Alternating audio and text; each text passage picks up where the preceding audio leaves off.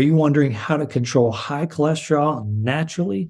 My name is Dr. Taranella, and in this video, we're going to look at specifics of what you need to do to control your cholesterol naturally.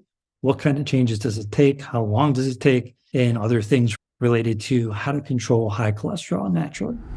So again, my name is Dr. Taranella, and if you're new to this channel, I just want you to know I'm making these videos to help you go beyond the basics of your health, whether it's a confusing lab test, symptom, diagnosis, etc. I make these videos to help you get a better understanding of what's going on with your health. So if you like this kind of information on nutrition, hormones, health optimization, click on the like button and don't forget to subscribe to the channel to get more videos like this one. Now for a quick disclaimer, the information in this video is for informational purposes only. It's not intended as a treatment for any health condition or as a substitute for seeing an actual doctor or medical professional. It should be used as an educational guide to deeper your understanding of your own health and treatment success. If medical attention is needed, don't delay in seeking that attention. All right, let's look at how to control high cholesterol naturally. All right, so in this video, we want to look at how to control high cholesterol naturally. First off, we want to understand what cholesterol we're actually talking about and which one we're trying to actually lower. So most people get their cholesterol levels checked, and there's going to be 3 or 4 or even 5 numbers there that they're looking at. There's going to be total triglycerides, LDL cholesterol, HDL cholesterol, VLDL cholesterol. The main one that you want to be paying attention to is the LDL cholesterol. This is where all the risk for heart disease is actually coming from. And while this isn't the best way to measure that risk, it's a good enough approximation to give us an understanding and the details of which test is actually best. I'll save for another video. Just know that the total cholesterol is really not that important to be concerned about, but the LDL cholesterol is. Now, in a previous video, we did discuss the role of diet on the LDL receptor production and how higher saturated fats are going to interfere with the body's ability to produce the LDL receptor.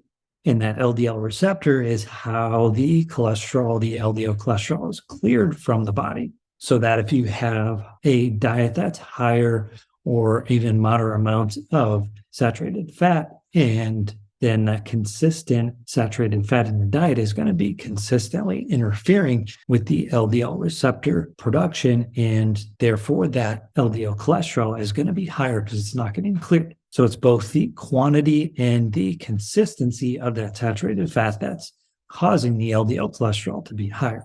So the first step in how to control high cholesterol naturally is to understand that relationship and actually calculate the amount of saturated fat that you're consuming on a daily basis. This is going to help us understand what kind of dietary change it's actually going to make to make a shift in your cholesterol numbers. Of course, this is going to be a little bit different for everyone, and it depends where you're starting from. That's why it's important to actually measure it. As the saying goes, you can't manage what you don't measure. So if you're taking in like 30 grams of saturated fat and you reduce it down to 20, that's a pretty big change, and you're probably going to notice a difference in your LDL cholesterol. I would generally give a range of around 10 to 20 grams of saturated fat a day to possibly be enough to reduce your LDL cholesterol. But it depends where you're starting from again, and it also depends on your unique body. If you can get your saturated fat down to 10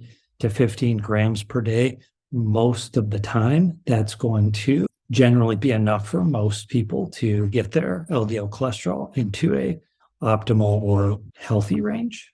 It may even be possible to just do this a few days a week where you reduce your saturated fat by a large amount, and then on other days you can eat more liberally and still notice a change because there's not interference in the production of the LDL receptors. Once those LDL receptors are made, they're there, so they're going to clear the cholesterol. I think part of that is also going to depend on your unique genetics and how your body actually goes about making those LDL receptors. The main thing, again, to control is saturated fat. Not all fats, just the saturated fat. You could potentially see a change in your LDL cholesterol just by changing your saturated fat intake by 10%. So going from 20 grams of saturated fat down to 18 grams of saturated fat per day may be enough to actually get you into a healthy, acceptable range. The other question that often comes up when we're looking at this is, all right, well, how long do I have to make these changes for? Or how long before I see the changes on my blood work? It depends on how aggressive the diet change actually is. But if you go all in and actually make this change and you're consistent with it, I would expect in a month, you're going to start to see some of those changes on the lab work. But it may take up to 4 months or even 6 months to see the full effects of what you did in that first month manifest on those labs.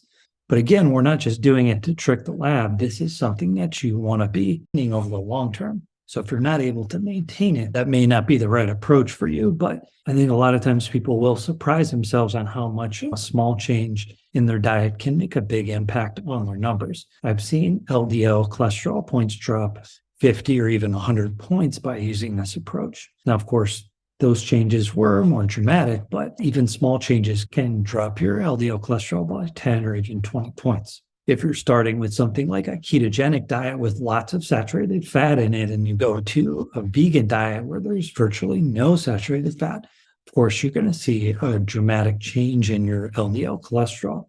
With something like that, changing to a vegetarian or vegan-based diet, you just have to be careful and conscientious too that your carbohydrates are not going up in excess, because consistently high carbohydrate intake can then shift your body into producing a lot of triglycerides. It's not going to happen to everybody, but depending on if it's in excess of what your body's burning. With higher triglycerides, you're also going to make more LDL cholesterol. So you just have to be mindful of these dietary changes as you're making them. I should also note that risk for cardiovascular disease is not just coming from LDL cholesterol or cholesterol in general.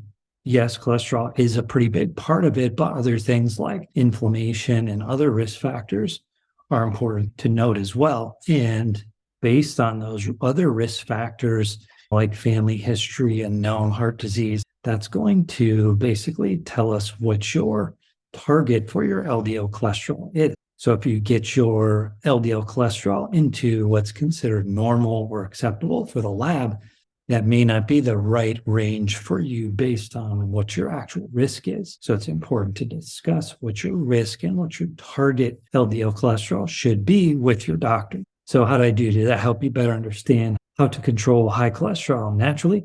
Hopefully it does. If it doesn't, definitely drop those questions or concerns in the comment section. I may do a separate video on that. I'll definitely try and answer your question. Thanks again for watching. We'll see you next time.